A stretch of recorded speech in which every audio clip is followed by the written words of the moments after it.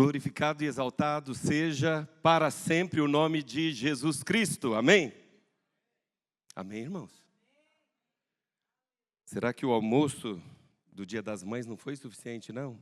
Vamos dar um amém aí, mais forte. Amém, igreja? Para eu receber um pouco mais de virtude do Senhor, para transmitir a sua mensagem, eu gostaria de dizer que é um prazer, é um privilégio e também é um temor estar aqui diante dos irmãos, em cima deste púlpito, para compartilhar a palavra de Deus com todos vocês. Que o Senhor nos dê graça, que o Senhor nos ajude, porque nós sabemos que temos na nossa igreja grandes homens e mulheres que quando falam na autoridade do Espírito Santo, e é nessa mesma autoridade, na autoridade do Espírito Santo, no poder do Espírito Santo que eu me coloco em humildade diante da igreja para trazer esta palavra, uma palavra que está no meu coração há meses. Pastor Marcelo sabe disso, há meses. Então, se eu me delongar, como Paulo se delongou naquela noite que ele pregava, até tarde da noite, e Eutico caiu da janela, e Paulo teve que ir lá ressuscitar. Eu espero que não aconteça isso, né? Mas também, por favor, ninguém se assente na janela, tá bom, irmãos? Aqui ninguém mais se assenta, né? Naquele tempo era tudo aberto, aí sentou, Eutico caiu, era Eutico, né? Aí ele caiu, Paulo teve que ir lá ressuscitar o rapaz, e glorificado seja o nome do Senhor. Glória a Deus. Vamos compartilhar a palavra de Deus, e se o pessoal da projeção puder me ajudar, eu gostaria de ler com os irmãos a palavra que está. Aliás, nós vamos fazer um pequeno passeio no livro de Ezequiel. Apesar de serem algumas leituras muito conhecidas dos irmãos, eu sinto Deus ter revelado ao meu coração esta palavra por ser uma necessidade da igreja dos dias atuais. Nós não estamos aqui para contar a história de Israel. A história de Israel nos serve como exemplo, como modelo do que fazer e do que não fazer. Eu creio que a história e a palavra de Deus, que é inspirada por Ele, ela serve para nos trazer instruções, correções, admoestações. Enfim, estamos aqui para aprender a palavra de Deus, mas para a igreja de Deus, da igreja desses últimos dias. Mesmo nos baseando na palavra de Deus que está lá no Velho Testamento, Deus quer nos falar. E eu estou falando isso com muita certeza, queridos, porque Ele falou fortemente ao meu coração com essa mensagem. Eu cheguei a compartilhar trechos dessa mensagem na oração da madrugada algumas vezes, então os irmãos que acompanham sabem que há algum tempo essa mensagem está no meu coração. Então vamos direto à palavra de Deus. Ezequiel capítulo 8. Ezequiel capítulo 47, só os versículos 9 e o 12. Se a projeção puder, se não, eu leio aqui mesmo, 9 e 12. 47, 9 e 12. Amém? Toda criatura vivente que vive em enxames viverá, porque onde quer que passe este rio, haverá muitíssimo peixe. E onde chegarem estas águas, tornarão saudáveis as do mar, e tudo viverá por onde quer que passe este rio. Versículo 12 agora. Junto ao rio, as ribanceiras de um e de outro lado, nascerá toda sorte de árvore que dá fruto para se comer. Não fenecerá, não acabará a sua folha, nem faltará o seu fruto. Nos seus meses produzirá novos frutos, porque suas águas saem do santuário, e o seu fruto servirá de alimento e a sua folha de remédio. Antes propriamente de falar desse versículo, eu gostaria de trazer uma breve contextualização da história que Israel vivia durante o período do profeta Ezequiel. Ezequiel, ele viveu naquela transição, ele viveu durante o cativeiro de Judá na Babilônia, porém, ele viveu antes, ele foi na primeira leva, junto ali com o rei Joaquim, e lógico, dominado pelo rei Nabucodonosor. E o que Ezequiel profetizava, o que Ezequiel estava recebendo de revelações antes de chegar neste capítulo, que é o capítulo 47, durante todo o seu livro, Israel vem tendo revelações, e em muitas de suas revelações, Deus fala para ele da seguinte forma: Ezequiel, o que vês? Eu quero começar a história dessa pregação, aliás, todo o roteiro dessa pregação. Nós vamos chegar na maturidade que tanto o pastor Roberto, pastor Marcelo também tem falado a esta igreja. Desde quando o pastor Roberto, na primeira vez desse ano, quando ele nos falou sobre maturidade, eu enxergava nestes textos a maturidade, onde Deus quer fazer a sua igreja chegar nesses últimos dias. Então, quando lá no capítulo 8, nós vamos começar pelo capítulo 8. No capítulo 8, Ezequiel vê coisas tristes. As razões pelas quais o povo foi levado cativo. O reino do norte já havia sido levado cativo para o reino da Assíria. Mas então ainda restava o reino do sul. E então, depois de tanto pecado, Israel recebeu sua sentença, a sentença de ser levado cativo para a Babilônia. E vocês conhecem a história, e eles passaram por lá por 70 anos. Mas no capítulo 8, Ezequiel mostra o porquê que Israel estava sendo levado cativo para a Babilônia. Esse capítulo foi escrito durante o cativeiro, mas ele já estava mostrando que antes de irem para a escravidão, Israel estava vivendo uma situação caótica diante de Deus. Eu quero alertar já de novo. Eu não estou aqui para falar de situação caótica. Nós vamos chegar no fim, e no final vocês vão entender qual é o propósito de Deus. Mas ali naquele capítulo 8, Deus chega para o profeta. Acho que aqui tem água, né? Queridos, acho que eu estou destreinado de pregar, porque toda vez que eu estou pregando, minha boca seca. Então, a água.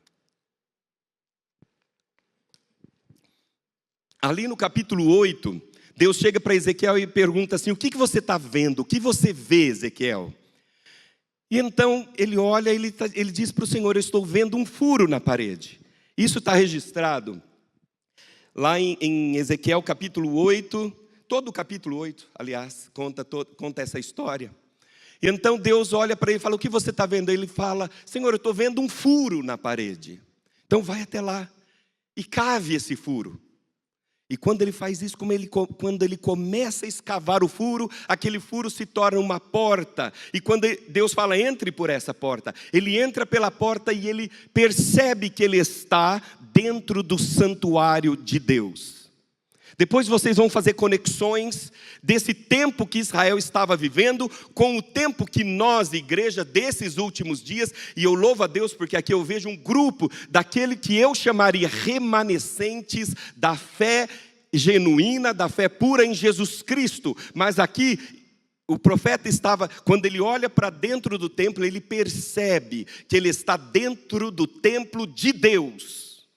E ali dentro do templo de Deus ele começa a ver animais de todos os tipos, estátuas de animais, estátuas de répteis e tantos outros, que fazia parte da adoração dos povos que circundavam a nação de Israel, inclusive o Egito e Babilônia.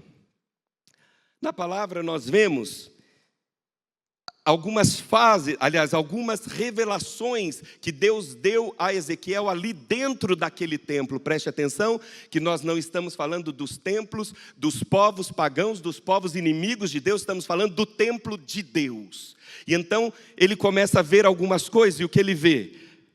Ele vê mulheres chorando por Tamuz. Ele vê líderes ou anciãos fazendo reverência ao Deus Sol.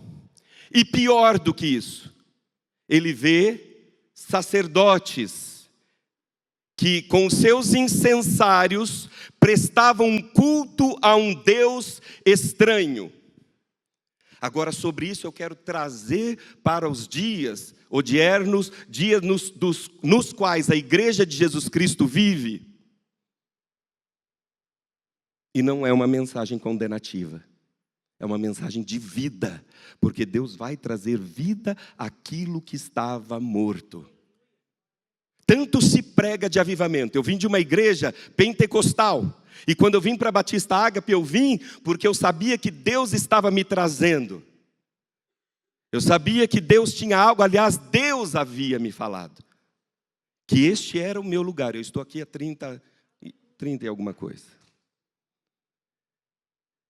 E então ali, quando ele vê as mulheres, um tipo de adoração dentro do templo de Deus, mulheres chorando por Tamuz. Em outras religiões, eles chamavam de Baal, mas ali na Babilônia eles chamavam de Tamuz. E o que era essa adoração?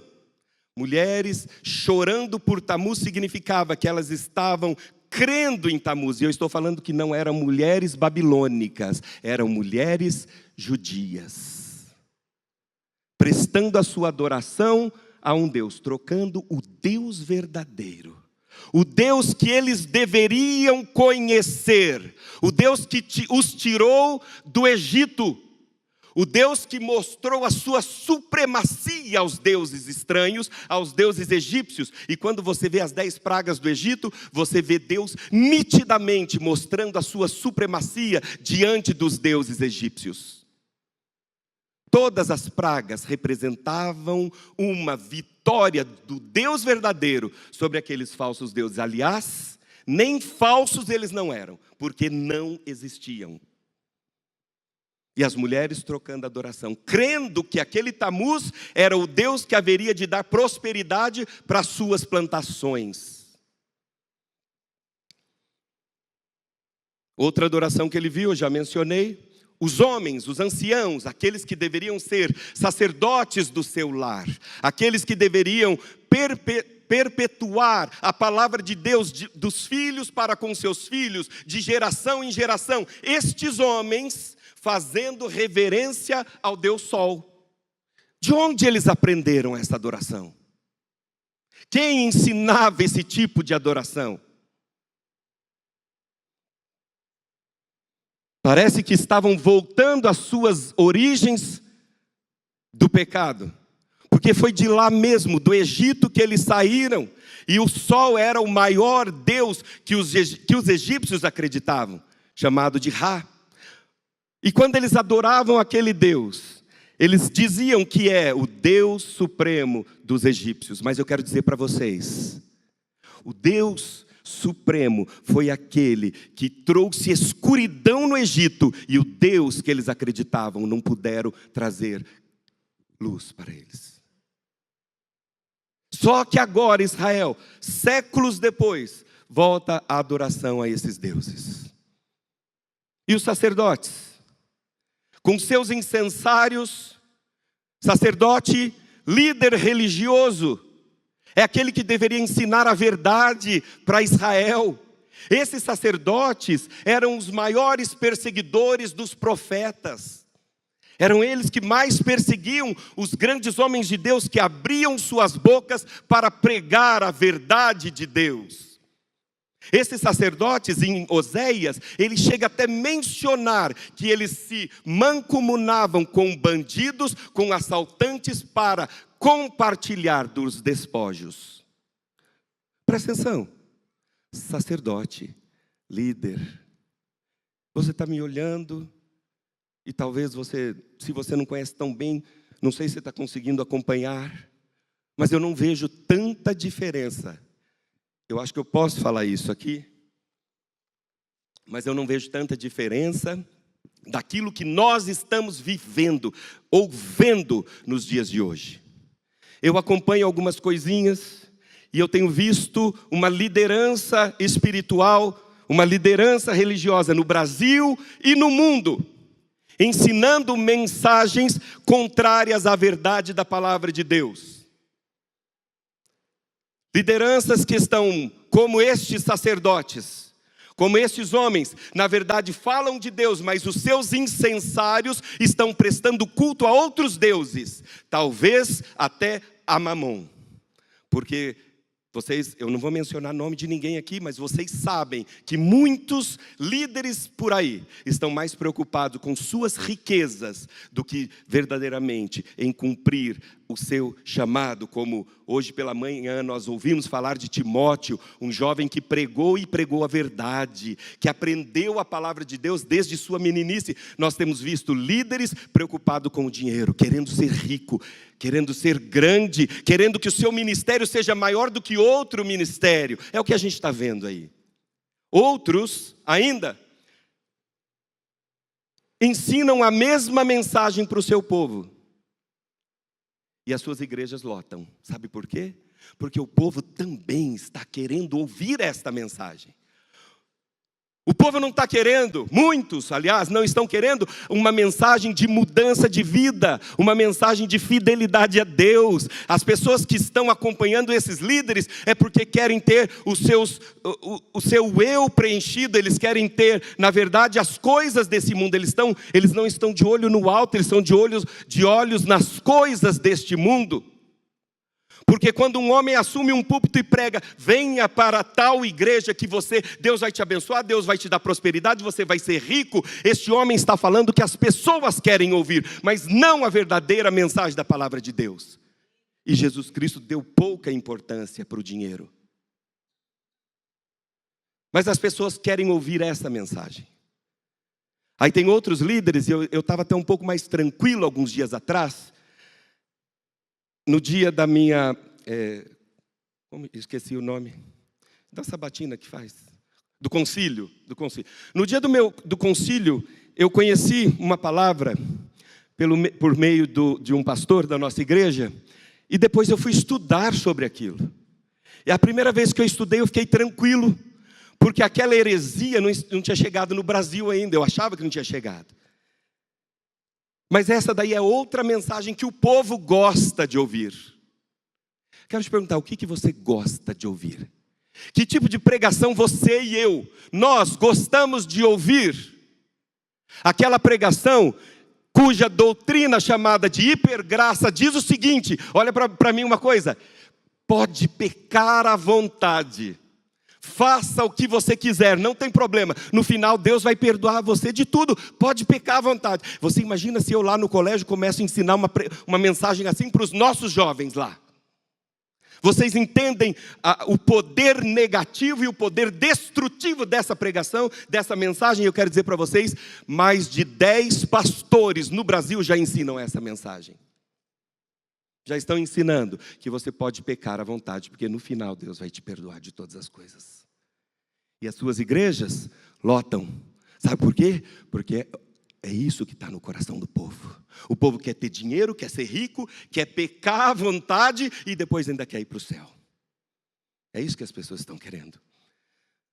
Mas existem aqueles que são genuínos, como vocês e eu que estamos aqui nessa noite, porque nós acreditamos no verdadeiro evangelho. Sabe qual é o verdadeiro evangelho que combate tudo isso? Quando Jesus Cristo estava pregando e ele começa a trazer uma mensagem dura sobre o verdadeiro amor de Deus, sobre perdoar os inimigos, enfim, aquela mensagem entrou como um peso muito grande no ouvido dos judeus que estavam ali, e muitos dos seguidores, muitos dos discípulos de Jesus o abandonaram, e quando Jesus olha para aquilo, ele se volta para os 12 e diz, e vocês? Vocês não querem segui-los também? Você não quer ir embora com eles? Então, Pedro, eu gosto de Pedro.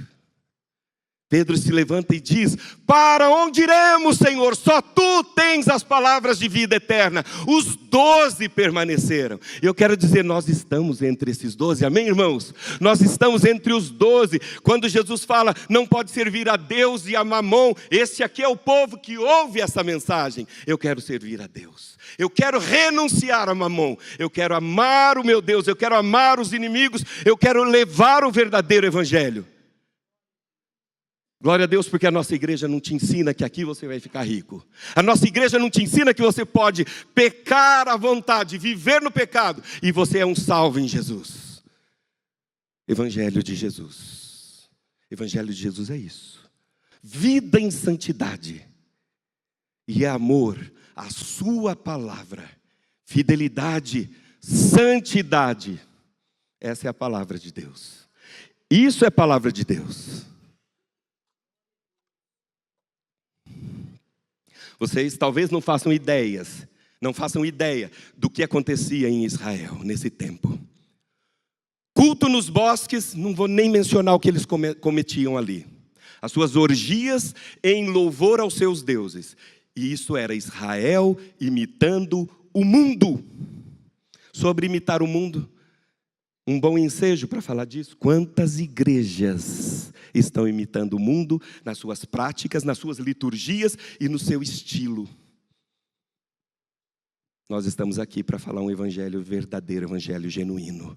Um evangelho que salva, que cura, que transforma o homem pecador em um homem santo, como Paulo foi transformado num homem santo, como Pedro, vacilante, se tornou um grande pregador e um grande ganhador de almas, como um Timóteo, como aquele Estevão que foi martirizado, mas não negou o Senhor Jesus. É esse tipo de fé que nós pregamos nesta igreja. Uma fé na qual nós não trocamos aquilo que é infinito, aquilo que é todo-poderoso, por coisas pequenas desta vida.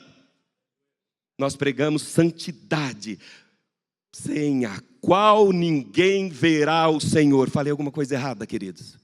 Falei alguma coisa errada aqui? Levanta a mão se eu falei alguma coisa errada. Santidade, sem a qual ninguém verá o Senhor. Amém? É isso que é a palavra de Deus. Depois Deus chama o profeta mais uma vez. Agora eu vou levar vocês lá no capítulo 37. Lá no capítulo 37, Deus chama o profeta e pergunta para ele mais uma vez. Ezequiel, o que vês? E ele diz, eu estou vendo, Senhor, um vale de ossos secos. E Deus responde para ele, esse vale de ossos secos é o meu povo. É assim que o meu povo está. Mediante todas as suas atitudes, mediante esse pecado que chegou até a presença de Deus, é assim que o meu povo está. E o próprio povo dizia estas palavras. Preste atenção, lá no capítulo 37, no versículo 11, o povo dizia, nossos ossos secaram e pereceu a nossa esperança, estamos cortados.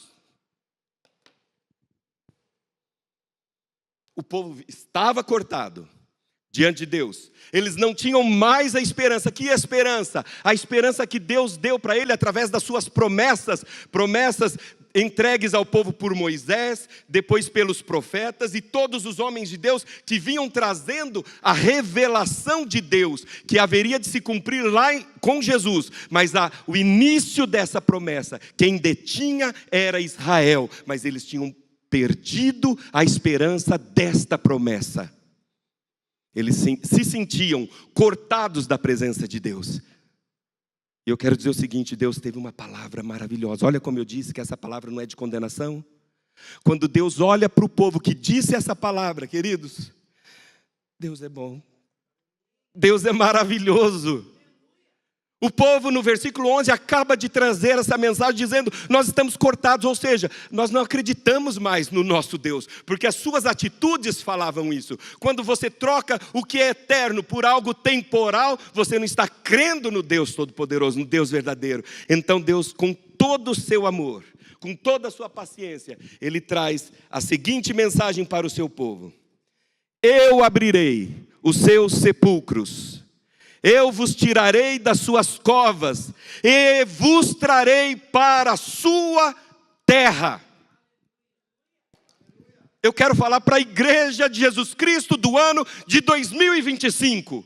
Deus vai levantar, não sei se aqui nessa igreja ou em outras, mas se houver mortos aqui nessa igreja, Deus vai tirar esses mortos dos seus sepulcros, vai os levantar e vai encher de poder para fazer a ordem e cumprir a missão de Deus. Glória a Jesus. E eu posso sentir, eu posso ver Deus fazendo isso com as pessoas. Nós não estamos dizendo aqui, queridos irmãos, que nossa igreja, todas as pessoas estão prontas, e nem é condenativo, por quê? Porque é mistério que seja assim, porque adentrarão essas portas todo tipo de gente, e nós vamos aceitar todo tipo de gente, mas a pregação dessa igreja não vai mudar. Quem vai mudar é o espírito maligno que operava nelas, que vai sair, e agora vai ser, quem vai tomar posse é o Espírito de Deus, e essas pessoas terão vida. A igreja de Jesus é assim. Entra pecador, ele é transformado e se torna um homem santo diante de Deus. Entra pecadora, se converte ao Senhor, passa por um processo de salvação e de transformação, e então se torna homem e mulher de Deus, prontos para pregar o evangelho e salvar vidas, resgatar vidas. É assim que eu vejo a igreja de Jesus. Eu só não posso concordar com que as pessoas venham e permaneçam como elas são. Não posso concordar se um pastor subir aqui e falar: você pode continuar vivendo no pecado, que não tem problema. Mas quando o pastor pregar, Deus vai transformar, Deus vai salvar, Deus vai curar o enfermo, Deus vai transformar o perdido, aquele que era mentiroso não vai mentir mais, aquele que era adúltero não vai adulterar mais, aquele que era pecador vai ser santo. Amém, igreja? Deus vai levar muitos que estão adormecidos a tomarem posse da terra prometida e usufruir de tudo que a terra prometida oferece ao povo de Deus. E por fim, Deus chama este profeta lá no capítulo 47, e ele traz algumas revelações ali no capítulo 47. Coloque por gentileza novamente o versículo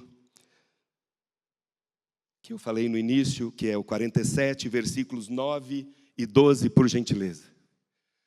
E será que toda criatura vivente que vier por onde quer que entrarem esses dois ribeiros viverá? E haverá muitíssimo peixe, porque lá chegarão estas águas, e sararão, e viverá tudo por onde quer que entrar este rio, este ribeiro. Próximo versículo, que é o 12.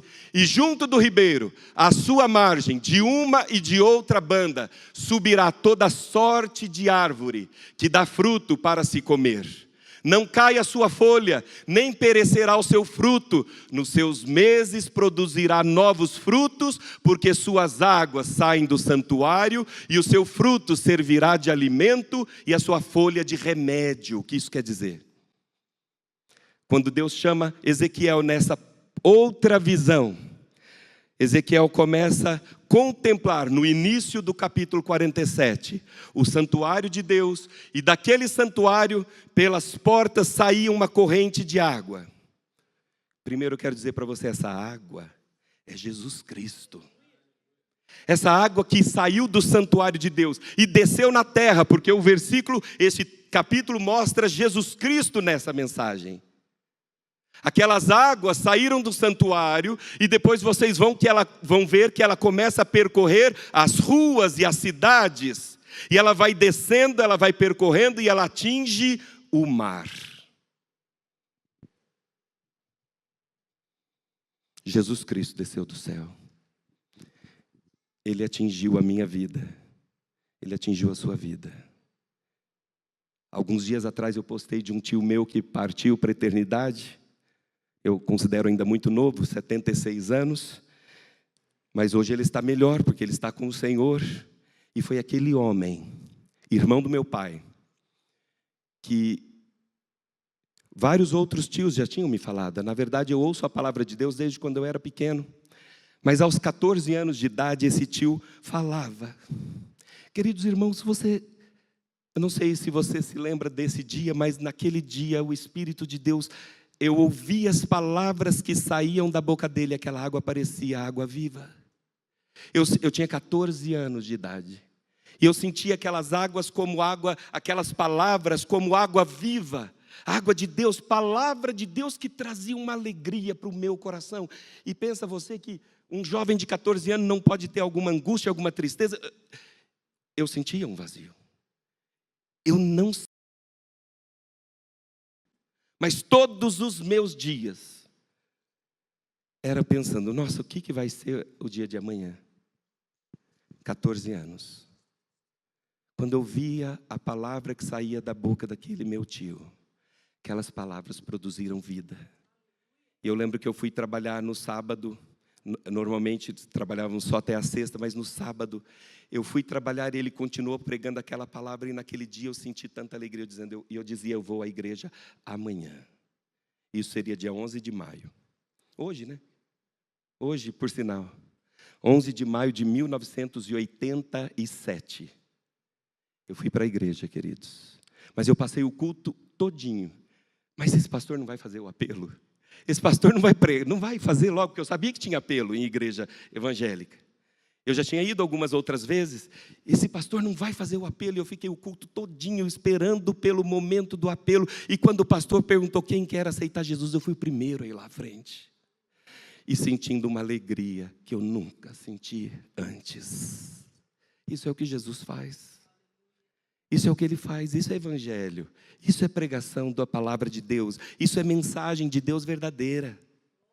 Uma mensagem que transforma o homem. Ele transformou a minha angústia, a minha tristeza, em alegria.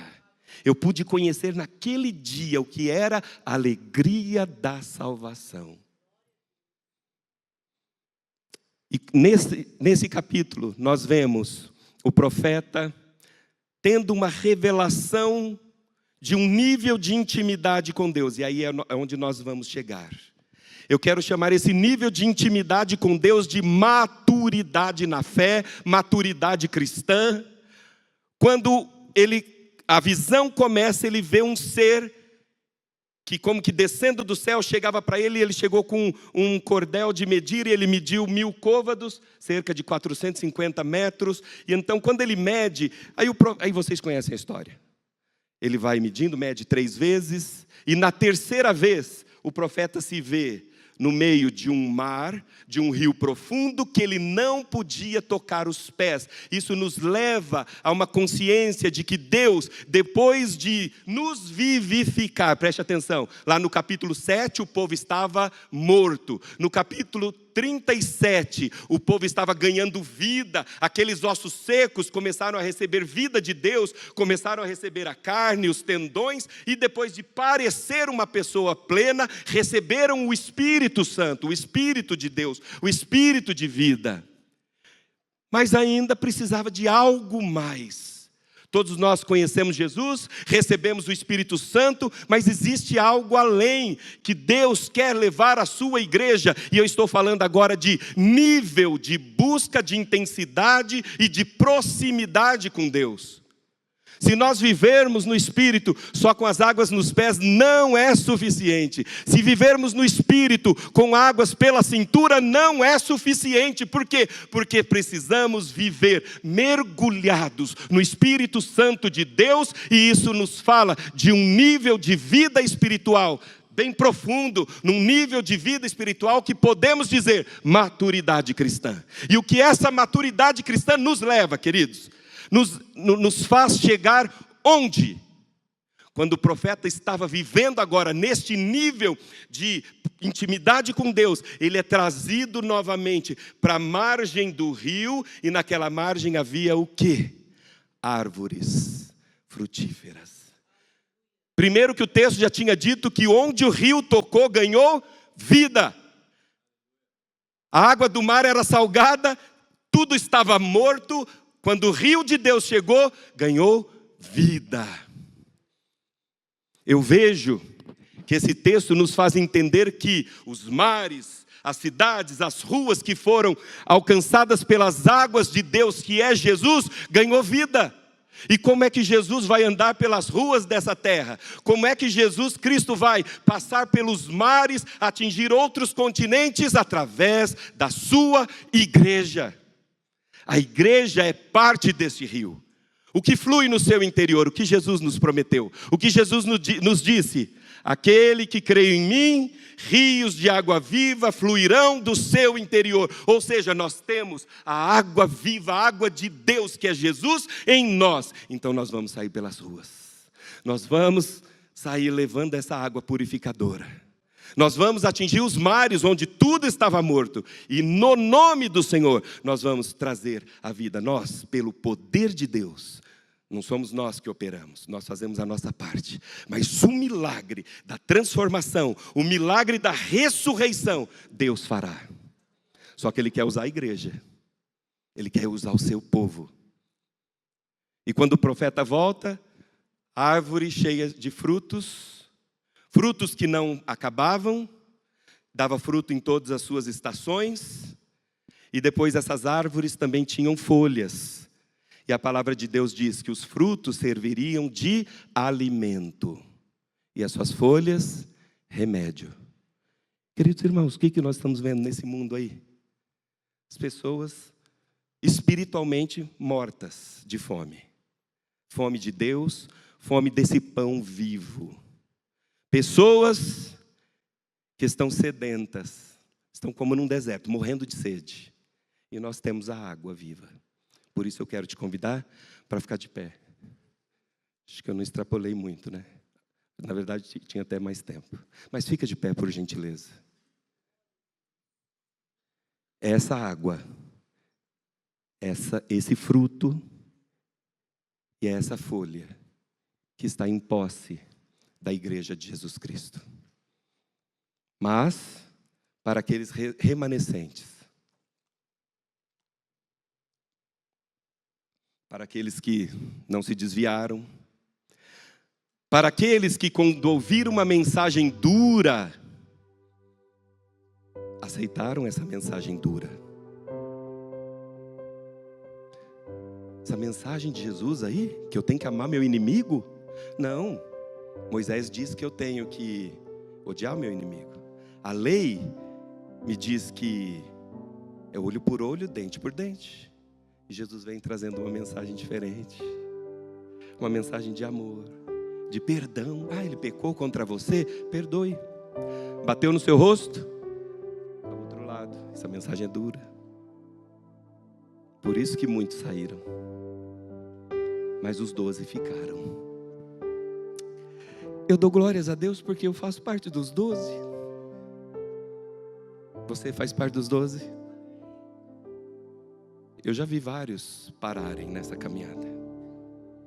Com 30 anos no caminho de Jesus, eu vi tantos pararem. Mas eu dou glórias a Deus porque eu estou aqui. Porque a igreja está aqui. Eu vejo irmãos que eu conheço há 30 anos aqui nessa igreja. Estamos aqui. E eu quero orar. Eu não vou chamar para vir à frente. Lá em casa, quando eu estava orando, hoje de novo, sobre esse texto, eu queria convidar à frente. Mas agora eu quero dizer para vocês. Vocês são esses 12. Vocês são os remanescentes. Vocês são aqueles que não se desviam. Aqueles que, como em Hebreus, nós não somos daqueles que retrocedem para a perdição, mas somos daqueles que permanecem para a preservação da alma. Sabe o que isso significa? Aquele que não para nessa caminhada, nós vamos seguir até o fim. Quem vai seguir até o fim aqui?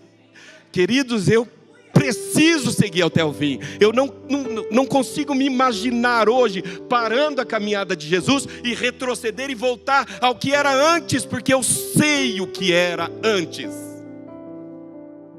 E não dá para trocar o meu Jesus, o Deus verdadeiro, pelo Deus desse século, pelos prazeres deste mundo, nem pelo dinheiro deste mundo. Nada pode comprar o que Jesus nos deu e nos prometeu. Mas eu quero orar sim. Não somente pelos irmãos que aqui estão. Talvez por alguns, como a minha esposa, que está lá em casa com a sua mãe. Eu ia falar com a sua sogra, na verdade com a mãe dela. Disseram que iam me assistir pela internet. Espero que eles tenham cumprido o que falaram. Mas eu quero orar por toda esta igreja, por todo este povo, Porque a oração não vai valer só para quem está aqui. Ela não vale, a oração não é assim, queridos. Deus é todo poderoso. Ele atinge o seu povo onde quer que o seu povo esteja. Até quando o povo estava no pecado aqui na Babilônia, nós estamos rejeitados, cortados. Deus diz: eu vou levar vocês para a terra prometida.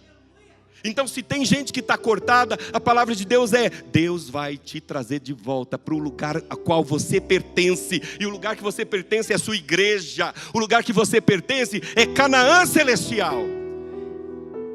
Mas nós vamos orar para que a força do pecado em algumas vidas seja quebrada. E se alguém está aqui vivendo ainda como vivia Israel no capítulo 8, debaixo do pecado, longe de Deus, cometendo todas as práticas que Israel cometia lá atrás, porque para não dizer que eu sei que acontece, Deus vai transformar. Se alguém ainda estava vivendo como um osso seco, Deus vai te dar espírito, e não só espírito de vida, Deus vai te dar o Espírito Santo. Muito tempo nós ouvimos falar de avivamento, e eu entendia, queridos, avivamento como o Espírito de Deus manifestava na igreja, o irmão falava em línguas e a pessoa pulava. Não estou dizendo que isso não acontece. Pode acontecer, mas avivamento é Deus enche o seu povo com o poder do Espírito Santo, com línguas, com profecias, com cura, enfim, Deus equipa a sua igreja, mas não simplesmente para ficar pulando dentro de um templo. Deus equipa a sua igreja para pregar o evangelho, para salvar vidas que estão neste mar de morte. E se essas pessoas estão vindo mortas para dentro deste templo, essas pessoas receberão a vida do Espírito de Deus, a água viva que desce do trono, aliás, já desceu do trono de Deus, e é Jesus, e ela está aqui nessa noite. Agora, perdão, de pé, aliás, todos já estão de pé, oremos ao Senhor. Pai querido, aqui está a sua igreja, e nesse momento, Senhor, pelo poder que há na tua palavra pregada esta noite, pelo poder que há em tuas mãos, que segundo a sua própria voz, Deus diz, suas mãos não estão encolhidas de modo que não possa abençoar. Quero te pedir, Deus, sobre toda esta igreja Batista Ágape, aqueles que estão presentes hoje, aqueles que estão somente pela internet, ou aqueles que não estão nem na internet, aqueles que estão em suas casas, aqueles que estão visitando algum parente, em nome de Jesus, dessa mensagem chegue até eles agora. E onde houver o pecado, que esse pecado seja queimado pelo poder que há no sangue de Jesus Cristo, vertido na cruz do Calvário, por minha salvação e por sua salvação. Que este poder, Deus, atinja toda esta igreja, que os mortos recebam vida, que os ossos secos ganhem esperança. Aquele que se sentia distante de Deus, cortado da presença de Deus por causa da amartia, receba agora o Espírito Santo de Deus e viva em nome do Senhor Jesus. Para esta igreja que já é forte, que já está edificada, está aqui esta noite, Senhor, em nome de Jesus, para esta igreja, nós oramos agora e dizemos, Senhor, enche-nos com o rio de vida, enche-nos com o poder do Teu Espírito Santo, para que o amor que já está em nós, seja multiplicado em nome de Jesus, para que a graça de Jesus Cristo reine em nossas vidas, de modo que não precisemos mais voltar ao pecado. Em nome de Jesus, Deus querido e poderoso, enche essa igreja da tua vida, do teu amor, do teu poder. Reveste o teu povo, enche-nos de ousadia para levar, para sairmos, Senhor, pelas ruas, Deus abençoe o pastor Léo. Abençoe, Deus, aqueles pastores em todas as localidades que se encontram a Igreja Batista Ágape, Senhor. Em todos os lugares, os seus pastores sejam revestidos de poder para pregar dos seus púlpitos mensagens de poder, de vida, de transformação e de salvação. Mas não somente os pastores, que toda a sua igreja, Pai, que todo o seu povo receba deste poder para anunciar Jesus, para falar de Jesus, para curar os enfermos, para pregar a libertação, para pregar a salvação, e para mostrar que nós temos um reino eterno, um reino que vale mais do que este mundo, do que qualquer riqueza deste mundo, o reino eterno do nosso Deus. Que o teu povo se desperte para pregar: Jesus Cristo salva, Jesus Cristo cura, Jesus Cristo liberta, transforma o pecador num homem santo, e Jesus Cristo leva para o céu. Glorificado seja teu nome, Pai. Nós oramos em nome de Jesus. Amém. Deus os abençoe.